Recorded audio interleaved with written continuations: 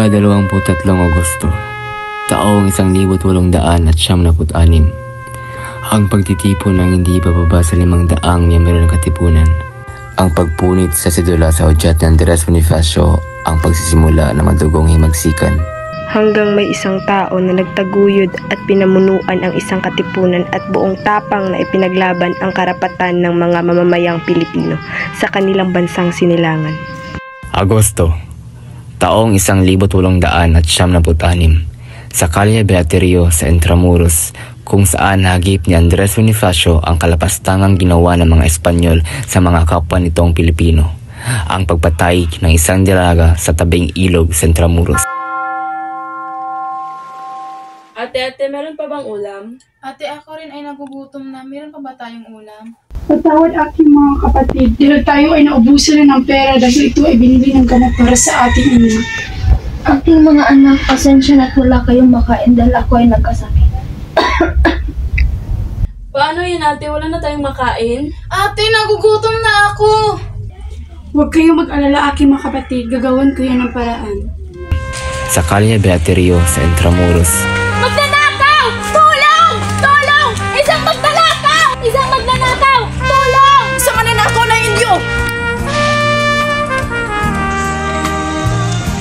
Saan ka pupunta? Aking mga kapatid! Sumama ka sa amin! Sumama ka sa amin! Tulong! Tulong! Tulong! Mahimik ka! Halika dito!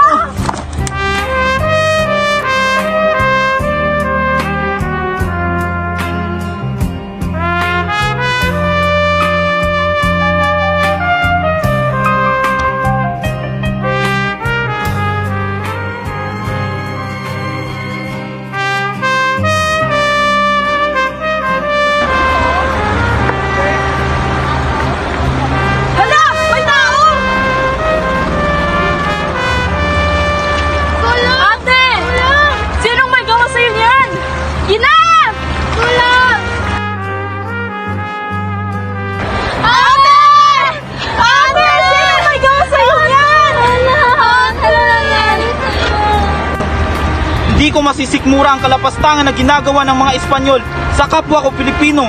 Kumukulo na ang dugo na nananalaytay sa katawan ko. Kailangang maiwasan na ito. Agosto, 22, 1896, sa bahay ni Apolonio Samson sa Balintawak, pagpupulong upang bumuo ng samahang lumaban sa mga Espanyol.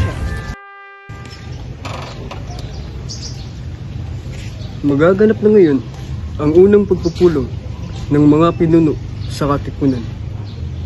Kung sa paghahandang ito ay makakamit natin ang minimiti nating kapayapaan, handa akong magbuwis ng buhay. Para sa bayan! Para sa bayan! Para sa bayan! Para sa bayan! Agosto, 25, 1896, sa bahay ni Juan Ramos, Pugad, Lawin. Sa ganda mong taglay, sila'y maaakin kapag tinapos. Andres, mag-usap tayo. Mabibighan Ang mga susunod na henerasyon ay bahagi ng ating responsibilidad.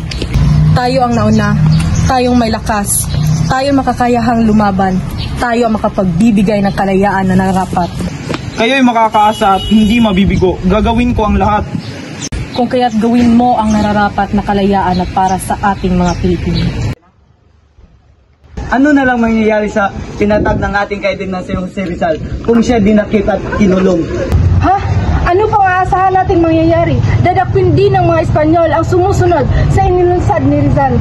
Nakakaawa naman tayong mga Pilipino. Sa ating sariling bayan tayo mismo siyang nagiging alipin. Ang mapayapang pagbabago na inilulungsad ni Rizal ay nalulugmok na sa putikan. Kailangan na natin ang panukalang na siyang lalaban at pupuksa sa mga karumaldumal na ginagawa ng mga Espanyol. Kailangan na natin ang paghihimagsikan. Kung gayon, ano ang nais mong mangyari, Andres? Magtatag tayo ng samahang walang kinatatakutan kahit kamatayan para sa ating bayan. Kaya tayo ay magtulungan. Kaya tayo ay magtipon-tipon. Kaya, tara na!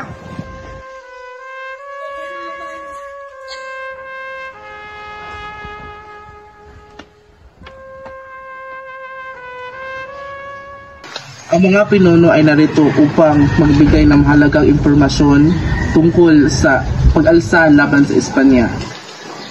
Unti-unti nang napupuksa ang ating mga gagawin. Alam na ng mga Espanyol ang ating samahan. Kailan ba natin sisimulan ng ating pag-aasang ito? Gagawin natin ito sa lalong madaling panahon.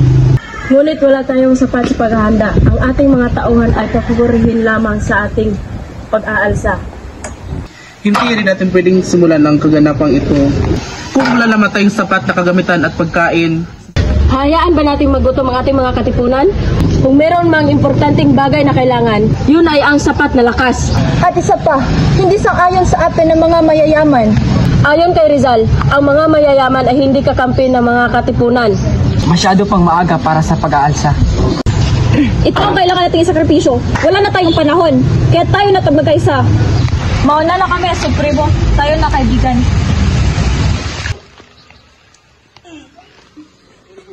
Sandali lamang mga katipon.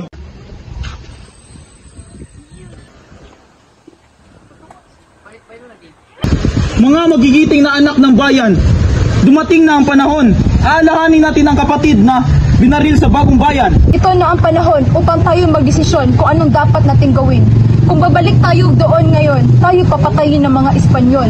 Kaya tayo na magtipon.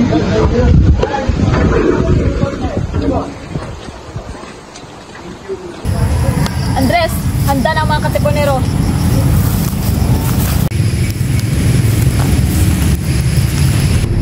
Kung handa kayong lumaban, ilabas nyo ang inyong sedula.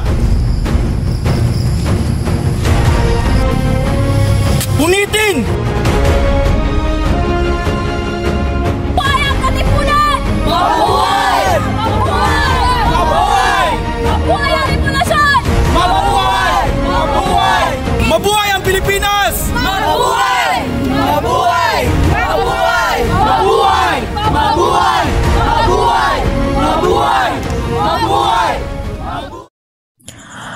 Alas 5 ng hapon sa pamumuno ni Andres Bonifacio at Emilio Jacinto, umusbong ang revolusyon. Nakahanda ng mga katipunero, Andres. Nakapwesto na sila at handa ng simalakay. Kaya't magbigay ka ng udyat. Kalayaan o kamatayan! Kalayaan! Sugod mga kapatid! Sugod!